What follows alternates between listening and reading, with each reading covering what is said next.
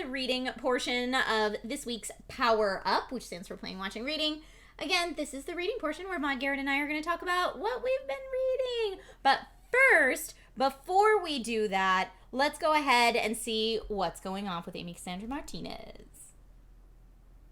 What is this? I'm scared. So, yeah, it's going to be okay, guys. So, Stephanie Meyer's Midnight Sun, that is the cover to the book. That was a long-anticipated retelling of Twilight, which was from Edward Cullen's perspective instead of Bella's. So that is now number one spot on USA Today's best-selling books list. Isn't that crazy? But there's more. I thought this was released 10 years ago. Midnight Sun? I swear the perspective shift was, I mean, I read that when I was like 2008. I was really into them and read them twice. But I remember someone being like, oh, yeah, she's going to write it from Edward's perspective. And I was like, oh, okay. Yeah, like the idea's been out, but it's officially out into the world, but it might not be over. So she said, there are 2 more books, I think, in the world that I want to write. I have to get them outlined and a chapter written. And she said, but she said, I'm not ready to do that right now. I want to do something brand new. For me, a lot of the joy of writing comes from creating, and I really want to do a new world and new rules and new mythology. Mythology is kind of my thing.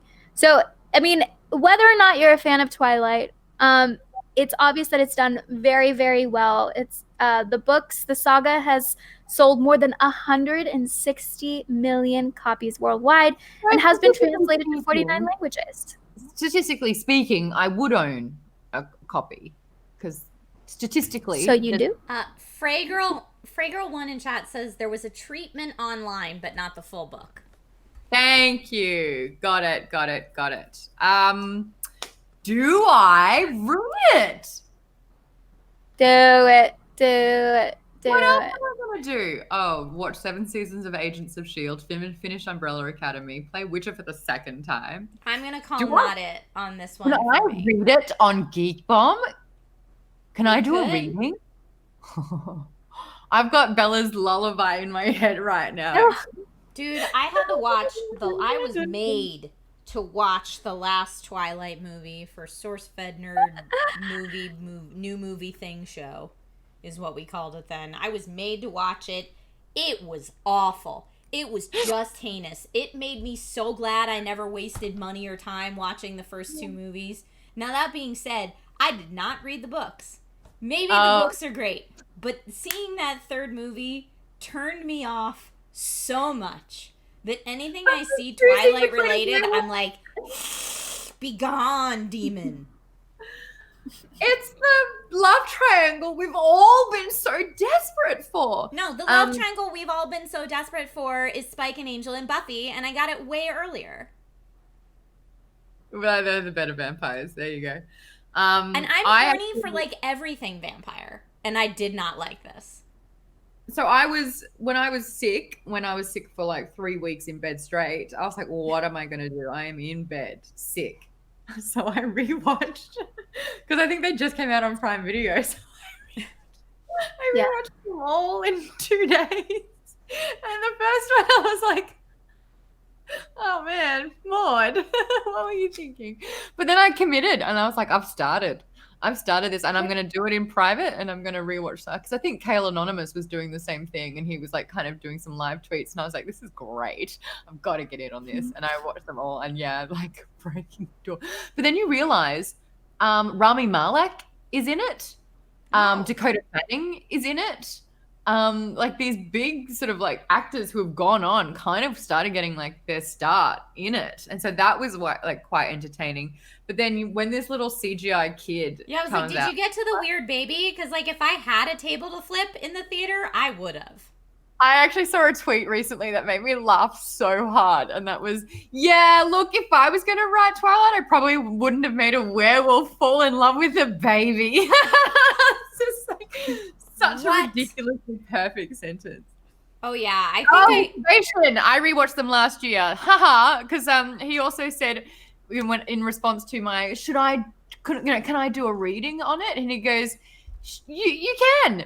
Should you? And I was like, that's a valid question. But I think that could be really fun if I do a reading of it. Okay, maybe food for thought, whatever.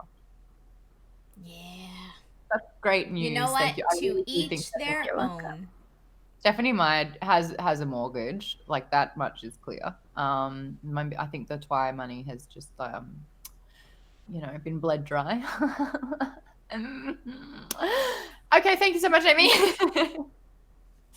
Appreciate that one. All right. Thank you, Amy. We'll see you soon. And now for a dramatic reading of Midnight Speaking Sun. of Buffy, my reading this week is something I actually have not read in a long time, but highly recommend. The Buffy comics. So when the show went off air and I still needed to get my Buffy fix, I was very pleasantly surprised to find out that the story continues on in comic book form for a very long time. You can go down this rabbit hole so hard. I did for a very long time. I think it was maybe my first San Diego Comic-Con. I went down to the end of the convention center that's all the local comic book stores. Not like the crazy movie Artist Alley end, but all the way on the other end, which is now video games, weirdly, but at this time was not. I just, went through looking through people's comic racks and found Buffy comics, and I was like, and it's not like set in the world of Buffy but no characters it's definitely like, oh man, this one's all focused on Spike, and this one this one's all Faith, and I was like, yes. Classy Librarian in chat says the Buffy comics are so good, and Mighty says comic books are an endless rabbit hole, and that is very true. So Buffy comics is my recommendation for this week's reading. How many issues are there? Oh my god, so many. I don't even let me googs it real fast for you. Does it start in high school and then go through college and then go above and beyond as well? Let me see. Buffy the Vampire Slayer Classic, 63 issues. Buffy the High School Years, 3 graphic novels. Buffy the Vampire Slayer Little Brown, 2 graphic novels. Buffy the Vampire Slayer started in 2019, ongoing. So still going. Lots and lots and lots and lots of issues. You've just answered all of my questions. That's really cool. I'm not super a comic person, but I do love Buffy. Oh, and then there's even more spin-off series. The Origin, Willow, Wonderland, Spike, A Dark Place, Giles, Girl Blue, Angel the Hollower, Oz, Haunted, and all of these, by the way, have multiple issues. These aren't single issues that I'm listing. Willow and Tara, Wilderness, and then there's a huge list of one-shots, and then a whole bunch of shorts. Some are canon, some are not canon. Oh, so many. Dang. So this is a thing. Rocking my world here. SDS2884 in chat says Spike gets a spaceship in the comics. Sure. Hell yeah. I like that. Is there a Buffy tabletop game? Because I could totally get on that board with that one as well. I'm sure there are licensed ones. I don't know if they're good. Yeah. The book that I'm reading, this month's, we just actually wrapped it for Nerdist Book Club. We're like not doing per month anymore. We're kind of half. But Claudia Gray's at Bloodline. So I think I've mentioned her previous Star Wars book, Lost Stars, which is kind of like Romeo and Juliet in space. This is following Leia and her sort of like how she became going into politics into the Resistance. So this book takes place 6 or so years before The Force Awakens. So she's about 49 years old, 48. And I remember like when I first started listening to it, straight away something felt different. And I was like, and I challenged the guys on Nerdist Book Club. I was like, when was the last time you read a fantasy or a sci-fi book from a woman's perspective over 40? And it's like, never. And that was really, really fun because, it wasn't necessarily about Han. It was definitely like Leia's whole life, how she's balancing, being a mother and where Ben is with Luke, and how Han's sort of like never there, but she's got this political career that's super important, and there's a lot of espionage. It's like a really, really well done book. But what's even better is that when we wrapped up the 4 weeks for Nerdist Book Club after we read it all, I shot a little email over to Claudia Gray and I was like, did you want to be on an after show on Geek Bomb and chat about Bloodline? And we had an hour-long conversation talking to her. She has written 2 of my favorite Star Wars books, but also a vampire series that, again, when I was in my vampire stage, like 2009, I read her vampire books. And so, like, I'm 11 years deep reading her stuff, and I got to chat with her. It was so cool. But she loves Knights of the Old Republic. She was talking about what it's like to write a Star Wars book, and I was like, how heavily sort of minded is it? And she's like, no, I got to have a lot of creative license. So having that conversation, talking to her about her writing, talking to her about what Star Wars meant to her was fantastic. If you want to check it out, head over to Geek Bomb's YouTube page, because it's an hour-long chat and it just went up, and it's so worth it. If you like Star Wars, if you like reading, if you just want to watch me and my eyes glisten and bloom, then that's worth watching it. But I definitely recommend that book. I've moved on to Lovecraft Country this month, book club. Okay. That is a show that's happening on HBO. The executive producers are J.J. Abrams and Jordan Peele. This whole book, it's kind of like, it's really well done. I'm only kind of they're not chapters, but I'm only like half an hour into the book so far. But it's set in Jim Crow America. And I didn't understand what Jim Crow America was until I asked the question. And I'm like, oh man, America fucking sucked back then. Like, that is awful. So Jim Crow America is the Constitution sort of no longer allowed slaves, but they added a bunch of laws to still oppress Black people. And so, couldn't eat at particular restaurants. The police were just, I understand, because how, I don't know if I had a conversation about this with you guys, but the way that Australia sees their police, it's super trusted. It's like really quite a commendable thing. And then here it's just broken. So it's been really interesting for me to sort of learn why and how it is systemic. But why it's Lovecraft Country is because this Black guy loves reading. He loves sci-fi, and he's been reading a lot of H.P. Lovecraft, and his father's like, did you know he was a poet, but is also like super, super racist. And I think what's happening is parts of the sci-fi horror sort of aspects are happening in real life as well. So it's kind of like mixing the fantasy in with real life. Okay. 100% certified fresh on Rotten Tomatoes. So I want to try and read as much of it as I can before I start watching it. But apparently this is the show to watch this year. I'm amazed. I had no idea it was even a book. I knew that the show was coming out, and I was looking forward to the show, but I didn't know that it was based on a book. Oh, that is true. Thank you, Jenny Frade, for correcting me on that. Even though the police are more revered in Australia than in America, they still treat the Indigenous people like rubbish, and a lot of them die in custody, which is why we are combating that for our Australia's version of Black Lives Matter, where it's just like, stop putting minors behind bars and stop having them, stop killing them. So yeah, we have our own shit, but comparatively, it's not the same. Yikes, spikes. I was thinking of New Zealand, because I know New Zealand has like at least as of I think the 80s has a fairly good what's the word I'm looking for?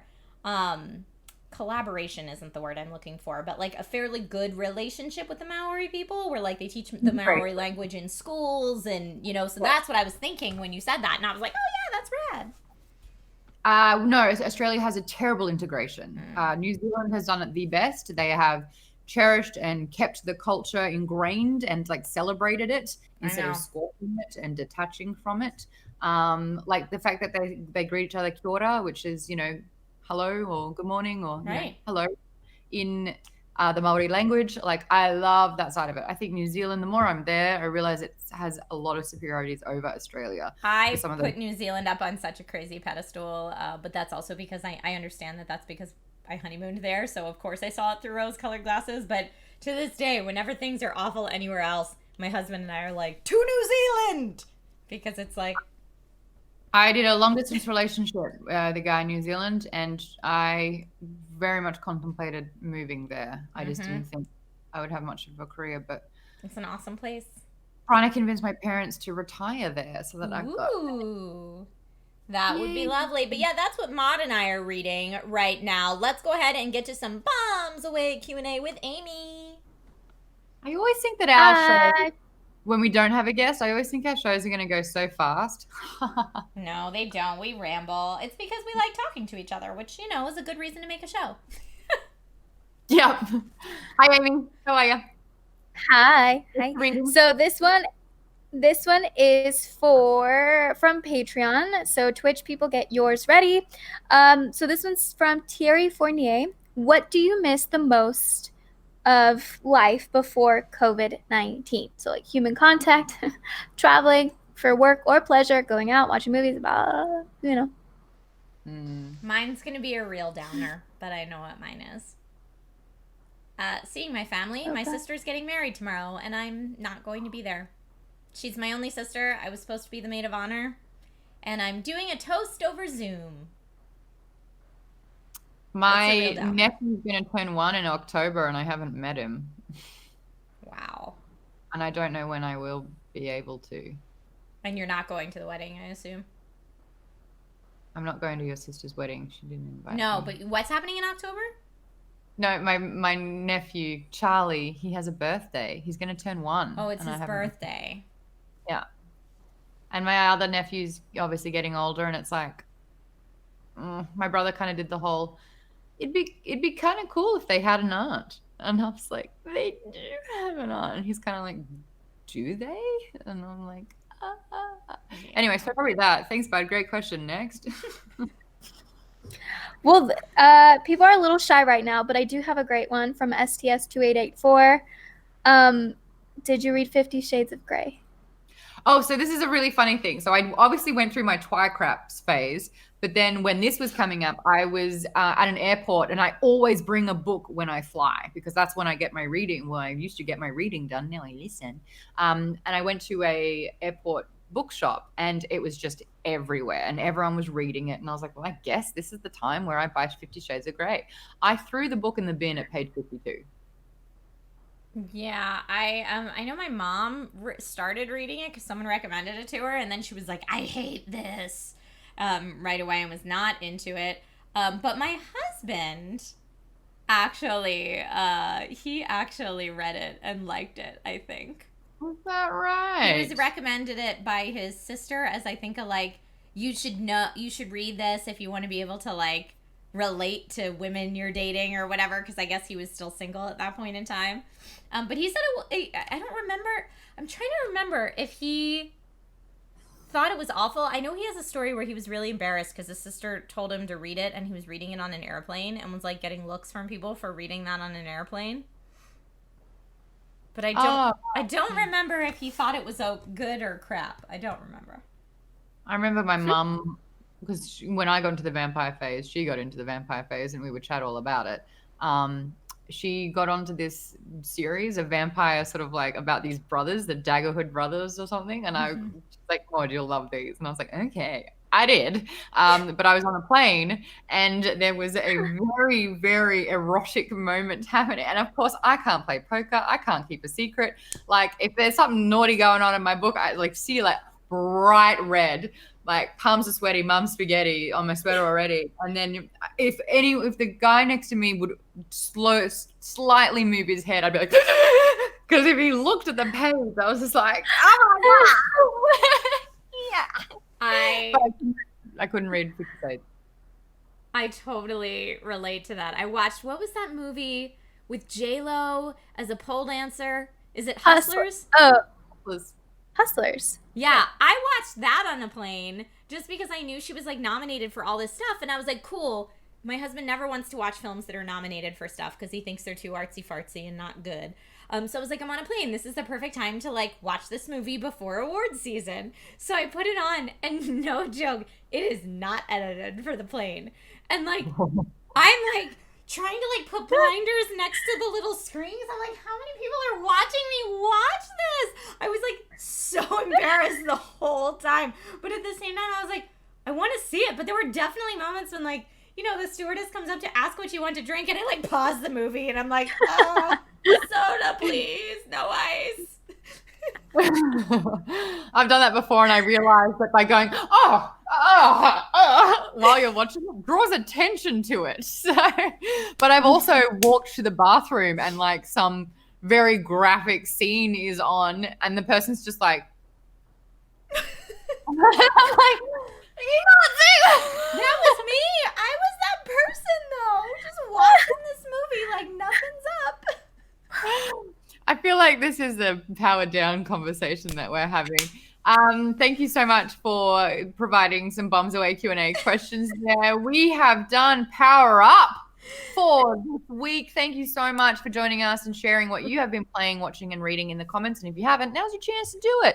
Do it. This is available. Obviously, you can watch live and contribute in the chat at twitch.tv /Trisha Hirschberger. Yay. Or you can watch the VOD or listen to our dulcet tones on the podcasts, wherever you get your podcasts. And yeah, really appreciate you guys sharing these moments with us. We, for the first time though, for Powered Down, which you guys can watch if you're $10 and higher on patreon.com/geekbomb, have asked you to ask us questions that are not necessarily geeky questions, but Powered Down questions. So we're going to be diving into that. Yeah, who knows? Things might get a little spicy. Yeah. All right, thank you, everybody. Thank you so much for watching. Quick shout out to Rhydian M, who gifted a sub in the community. Thank you. You're awesome sauce. And again, welcome to all the new followers. I'm sorry that we don't have the notifications popping up when we record this show. So I hope you know that I love and appreciate you so, so much. Thank you all so much for being here. And yes, thank you also for putting up with the Stream Elements chatbot talking about the game Vikings, which you will find out more about on Sunday. I will not be doing a Naked Truth on YouTube tomorrow because it is my sister's wedding and I want to be available via Zoom at any point that they have Wi-Fi throughout the day. So there won't be a Naked Truth. But yeah, thank you all for being here. The next stream will be Sunday morning at 10 a.m. Pacific time. Shout out to McFly as well. You gave your life for... R.I.P. McFly. R.I.P. There'll be another. They'll be back and in greater numbers. All right, everybody, support the Geek Bomb Patreon, and we'll see you soon. Tusken Raiders from Star Wars.